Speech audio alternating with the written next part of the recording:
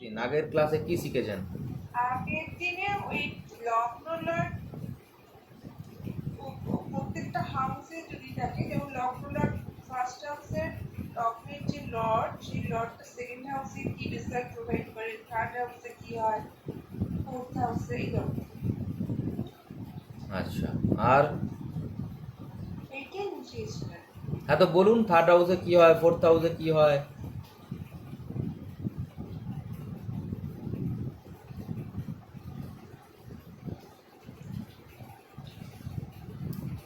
লগ্নপতি একাদশে থাকলে কি হবে? হ্যাঁ হ্যাঁ, বলুন, জিজ্ঞাসা করছি।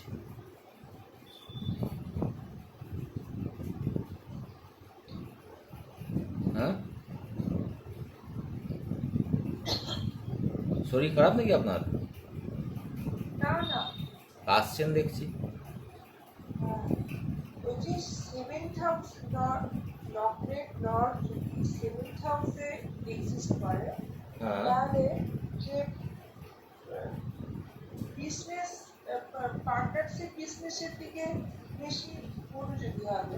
অবশ্যই। মানে হ্যাঁ, এই কারণে মানে সেই নেটিভের যদি মানে পার্টনারশিপ বিজনেসে সে যদি মানে কাজ করে, তার মানে সে তার ভালো দিকেই যাবে আর কি। ভালো দিকে যাবে, ভেরি গুড। পার্টনারশিপ। আরেকটা কি, হুম, আহ, ঠিক আছে, বুঝতে পেরেছি। আপনি যেটা করছেন ঠিকই আছে, খারাপ কিছু না, একদম ঠিকঠাকই দিকে এগোচ্ছেন, অসুবিধার কিছু নেই। আজকে যেটা শেখাবো, দেখুন আমি যেটা বলেছিলাম যে লগ্ন একটা একটা সূত্র আছে। সূত্রটা কি? যে জিনিস স্থির থাকে সেই জিনিসের প্রভাব থাকে না, যে জিনিস চলমান থাকে সেই জিনিসের প্রভাব থাকে। বুঝতে পেরেছেন? আহ, তাহলে এই যে রাশি, মেষ রাশি, বৃষ রাশি, এইগুলো আর এদের পেছনে যে নক্ষত্র, এরা স্থির। কোনটা স্থির বলছেন? রাশি আর নক্ষত্র। আচ্ছা, কিন্তু এর যে অধিপতি গ্রহ, যেমন মেষ লগ্নের মঙ্গল, বৃষ লগ্নের শুক্র, এদের অধিপতি গ্রহ চলায়মান, চলছে, তাই তো? তাই মাথায় রাখতে হবে যে আমাদের চার্টে যখনই আমরা চার্ট খুলব, তখনই আমাদের দেখতে হবে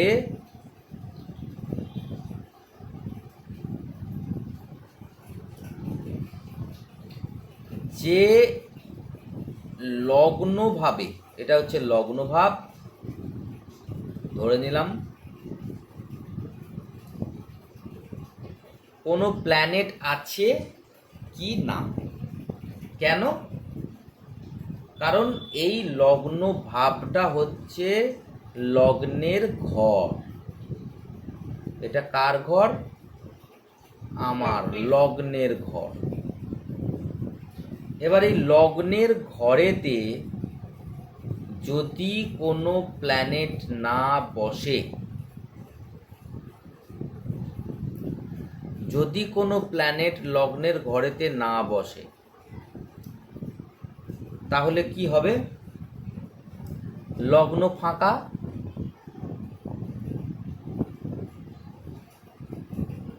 ধরে নিন মেষ লগ্ন, লগ্ন ফাঁকা, তাহলে এ তো স্থির,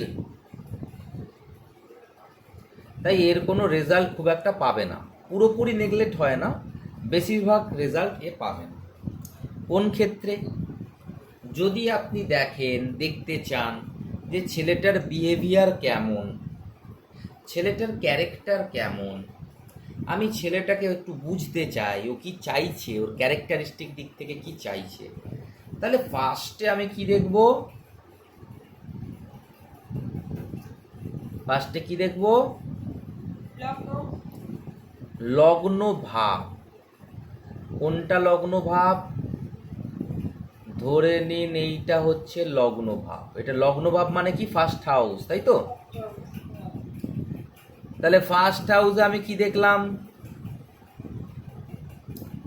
কর্কট রাশিতে এই জাতকের লগ্ন পড়েছে। হ্যাঁ এই কর্কট রাশিটা হচ্ছে জলতত্ত্বের রাশি, এই রাশির অধিপতি গ্রহ হচ্ছে চন্দ্র। সব আমি দেখলাম তো।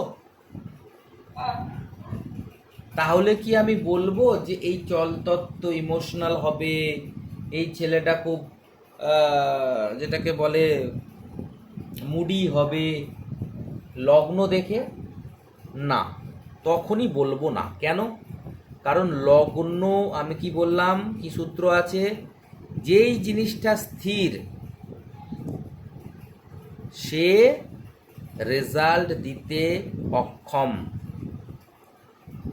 তাই এই যে রাশিতে লগ্ন পড়েছে, এই রাশিটা এমটি, গ্রহ নেই, তাহলে আমি এই রাশির প্রভাব কম ধরবো, একেবারে ছেড়ে দেবো সেটাও আমি বলছি না। এক্সপিরিয়েন্সে দেখা গেছে যে কিছুটা প্রভাব থাকে, কিন্তু কম ধরবো। তাহলে এবার আমি কি দেখব ছেলেটার ক্যারেক্টার দেখতে গেলে? লগ্ন লর্ড ইয়েস, ধরে নিলাম লগ্ন লর্ড বসে আছে এখানে, তারপরেও কি আমি বলবো ছেলেটা খুব ইমোশনাল? কোথায় বসেছে লগ্ন লর্ড? কর্মক্ষেত্রে কোন ভাবে? কর্মক্ষেত্রের ভাবটা কি?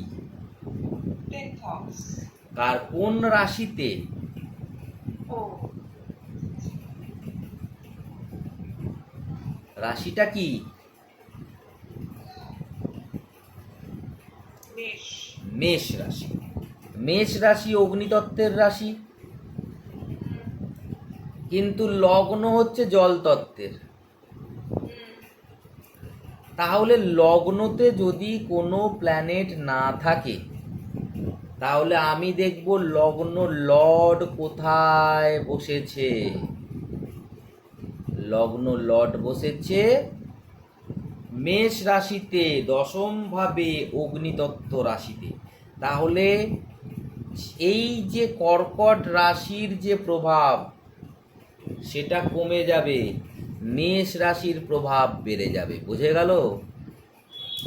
তাহলে ছেলেটা এখন কেমন হবে? মেষ রাশির জাতকের মতন হবে, নট কর্কট রাশি। খুব তাড়াতাড়ি রেগে যাবে। মানে এটা বলছেন যে কর্কটের যে লর্ড সে হচ্ছে চন্দ্রমা বসেছে 10th হাউসে। তাহলে 10th হাউস হচ্ছে এখানে মেষ মেষ রাশি। তো সেই মেষ রাশি কিন্তু অগ্নি রাশি, ঠিক আছে, কিন্তু অগ্নি যদি চন্দ্রমা যদি স্ট্রং হয়, অগ্নিকে যদি মানে ডিস্ট্রয় করে, কি করে? সেটা কি করে হবে? কি করে কি করে বুঝলাম না, একবার বলুন। আচ্ছা, মানে অগ্নি জলকে ধ্বংস করে, এটা ঠিক, কিন্তু জলও তো অগ্নিকে নিভিয়ে দেয়। পরস্পর বিরোধী তো শক্তি এটা। হ্যাঁ, সেই শক্তি যেটা আপনি বলছেন সেটা অন্য জায়গায় প্রভাব আসবে। আগে যে প্রভাবটা আসবে সেটা আমি কি দেখতে চাইছি, ছেলেটার ক্যারেক্টারটা কেমন। ক্যারেক্টারটা কেমন? ক্যারেক্টারটা কেমন, আমার উদ্দেশ্যটা কি? আমি এখানে অগ্নি জলকে মারছে, জল অগ্নিকে মারছে, এগুলো তো আমি ক্লায়েন্টকে বলবো না। ক্লায়েন্টকে বললে ক্লায়েন্ট তো হাসবে, বলবো আমি তো সব জানি না, ও কি অগ্নিতত্ত্ব কি জল তত্ত্ব, আমাকে বলুন আমি কেমন। বোঝা গেল? তো আমি যে রুলসটা বলছি, ওই রুলসটা একটা রুলস। আপনাকে আমি এর আগেও বললাম, এইগুলো সব এক একটা রুলস। জল অগ্নিকে ধ্বংস করে, এটা একটা রুলস। কিন্তু সেই রুলসটা আপনি জানার পর সেটাকে কেমনভাবে প্রেডিকশন করবেন সেটা আপনার বুদ্ধিমত্তা। এটা আমি আপনাকে আরেকখানা সূত্র দিলাম। কি সূত্র বলুন? কি দিলাম সূত্র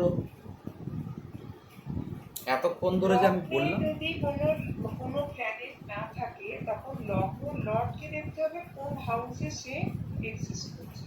হ্যাঁ, সেইখানে যে রাশিটা থাকবে সেই রাশি সেই রাশির একটা প্রভাব তার উপর পড়বে। সেই রাশির প্রভাব তার উপর সবচেয়ে বেশি পড়বে। সবচেয়ে বেশি পড়বে। তাহলে যে ছেলেটাকে আমি দেখছি কর্কট রাশির, সে ইমোশনাল হওয়া উচিত, সে খুব আবেগপ্রবণ হওয়া উচিত, সে কি হয়ে গেছে জিদ্দি, রাগী, মেষ লগ্ন, নেতৃত্ব করার প্রবণতা। আরেকটা রুলস আছে, মাথায় রাখবেন, একটা প্ল্যানেট অপর প্ল্যানেটের এনার্জি নেয় আর নিজের এনার্জি দেয়। তা চন্দ্র এখানে কার এনার্জি নিচ্ছে? মেষ রাশির এনার্জি নিচ্ছে, মঙ্গলের এনার্জি নিচ্ছে। আর মঙ্গলকে কি দিচ্ছে? চন্দ্রের এনার্জি দিচ্ছে, জলতত্ত্বের এনার্জি দিচ্ছে। কি বোঝা গেল? কি বুঝলেন? তার মানে একটা এর মধ্যে সাম্যতা আসছে, একজন একজনকে দিচ্ছে, মানে গিভ অ্যান্ড টেক পলিসি। এটাই চলবে সারা প্ল্যানেটের ক্ষেত্রে। চন্দ্র মঙ্গলের ঘরে বসেছে, তো মঙ্গল এখানে বসে আছে, ধরে নিন মঙ্গলও এখানে বসে আছে, তাহলে চন্দ্র কি নেবে? মঙ্গলের পাওয়ার। আর মঙ্গল কি নেবে? চন্দ্রমার পাওয়ার। তাহলে আমি যদি দশম ভাব থেকে পিতাকে দেখি, কখন দেখি দশম ভাব থেকে পিতা? যখন আমাদের সন্তান কেরিয়ারে যুক্ত হয়ে গেছে। তাহলে পিতা অর্থাৎ মঙ্গল কি নিচ্ছে? মঙ্গল, হ্যাঁ, আর চন্দ্রমা কার এনার্জি নিচ্ছে? তাহলে ছেলে কি হয়ে যাবে? রাগী। আর বাবা কি হয়ে যাবে? তো এখানে এক্সচেঞ্জ হয়ে গেল, ছেলে হয়ে গেল রাগী, এনার্জেটিক, আমি নেতৃত্ব করব, আর বাবা হয়ে গেল ইমোশনাল, বাবা হয়ে গেল শান্ত, ভালোবাসা। যদিও বাবার লগ্ন লর্ড মঙ্গল, কিন্তু মঙ্গলের ক্যারেক্টার সে ছেড়ে দিয়ে চন্দ্রের ক্যারেক্টার ধরে নিল। একটা জিনিস হচ্ছে, আপনি বলছেন যে এরিসে যদি চন্দ্রমা থাকে, তখন বলছেন যে এরিসের এনার্জিটা চন্দ্রমা নেবে, চন্দ্রমার এনার্জিটা এরিস নেবে। কিন্তু এখন যদি মার্স যদি ওখানে এক্সিস্ট করে, তখন তো এখানে কি ওই এরিস রাশিটা তাহলে আর সেখানে কোন প্রভাবটা পড়বে না, তখন প্ল্যানেটের ভিতরে একটা এক্সচেঞ্জ ব্যাপারটা হবে, পাওয়ারের। না, আপনার এরিস রাশিটাতে তো প্রভাব পড়বে, কারণ এরিস রাশিতে তো গিয়ে বসেছে।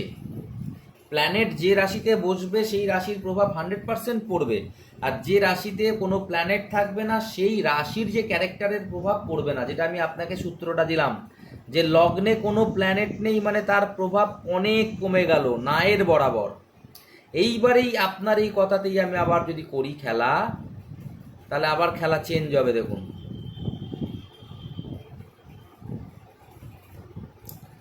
খেলা কি চেঞ্জ হবে? দেখুন, লগ্ন কি?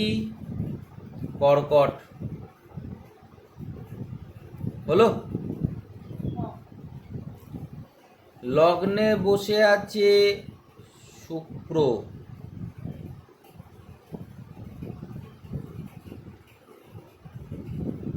বুধ,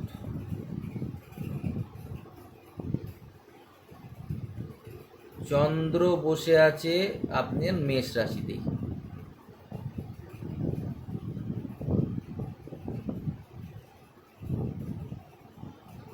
এইবারে বলুন ক্যারেক্টার কেমন হবে?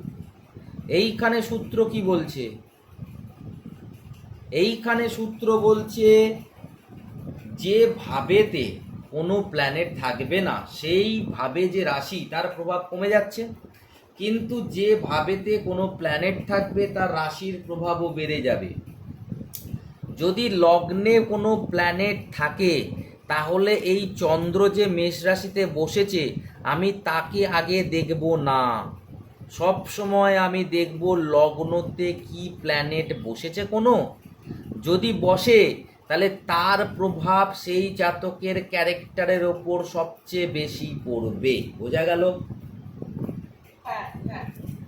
তাহলে যদি একের বেশি প্ল্যানেট থাকে, তাহলে কি হবে?